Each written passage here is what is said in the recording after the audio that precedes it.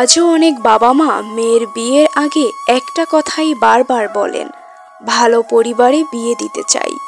ছেলের চাকরি ভালো হোক, পরিবার শিক্ষিত হোক, বাড়ি বড় হোক, তাদের ধারণা টাকা, সামাজিক অবস্থান আর একটা চকচকে জীবনাদর্শন মানেই মেয়ের সুখ। কিন্তু এই ধারণা একেবারেই ভুল। পলাশ সাহা ও সুস্মিতা সাহার গল্পটা কি মনে আছে? সুস্মিতা সাহা ছিলেন একজন শিক্ষিত, সুন্দরী ও প্রতিভাবান তরুণী। তার বাবা মা অনেক স্বপ্ন আর বিশ্বাস নিয়ে তাকে একটি উচ্চবিত্ত পরিবারে বিয়ে দিয়েছিলেন। তারা ভেবেছিলেন বড়লোক জামাই মানেই মেয়ের জীবনের নিশ্চয়তা। কিন্তু বাস্তবতা ছিল তার সম্পূর্ণ উল্টো। সুস্মিতা বিয়ের পরে জানতে পারলেন পলাশ সাহা এখনো মায়ের কোল থেকে নামেনি। ৩৫ বছর বয়সেও যে ছেলে নিজের সিদ্ধান্ত নিজে নিতে পারে না, তার জীবনে মা মানেই চূড়ান্ত কর্তৃত্ব। সেখানে বউ আসলে হয়ে যায় একজন গৃহপরিচায়িকা।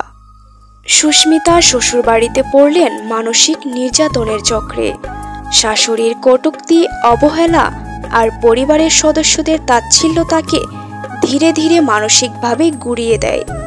তার স্বামীও তার পাশে দাঁড়াননি, বরং ছিলেন নীরব, নিষ্ক্রিয় দর্শক। সুস্মিতা ছিলেন এক ধরনের মিষ্টি স্বপ্নে ভরা এক পরিশ্রমী মেয়ে। তিনি চেয়েছিলেন তার স্বামী হবেন তার সাথী, তার ভালোবাসার মানুষ। কিন্তু পেয়ে গেলেন এমন একজন মানুষ যিনি স্ত্রীর নয়, মায়ের নির্দেশেই জীবন চালান। শুধুমাত্র ফ্ল্যাট, গ্যারেজ আর বিদেশ ফেরত জামাই মানে ভালো পরিবার নয়।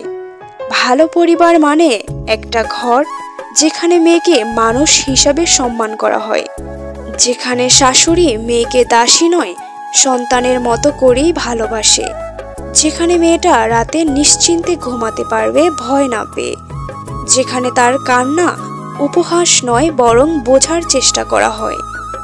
আজকাল বহু উচ্চশিক্ষিত মেয়ে ভালো পরিবারে বিয়ের পরে বুঝে আমাকে সম্মান নয়, শোপিজ হিসেবে আনা হয়েছে। তার ব্যক্তিত্বের দাম নেই, চাকরির অনুমতি নেই, তার স্বাধীনতার কোনো নাম নেই।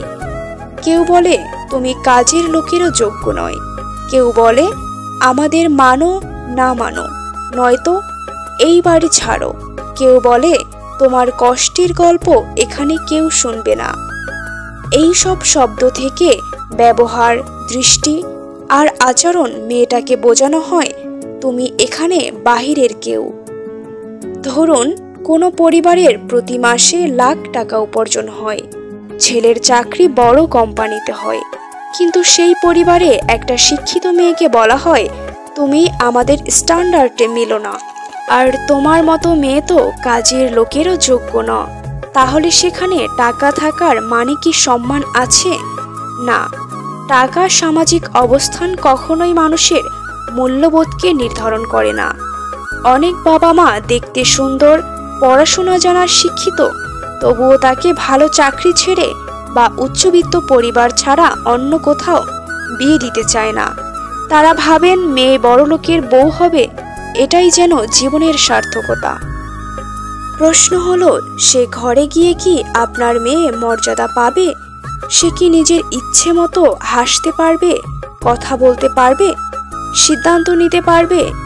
বিয়ের পরে যে মেয়ে প্রতিদিন নিজেকে ছোট ভাবতে বাধ্য হয়, যে সকালে স্বামী চা বানিয়ে নেওয়া থেকে শুরু করে সব কিছুতেই শুনতে হয় কিছুই পারো না, সে সত্যিকার অর্থে কি সুখী?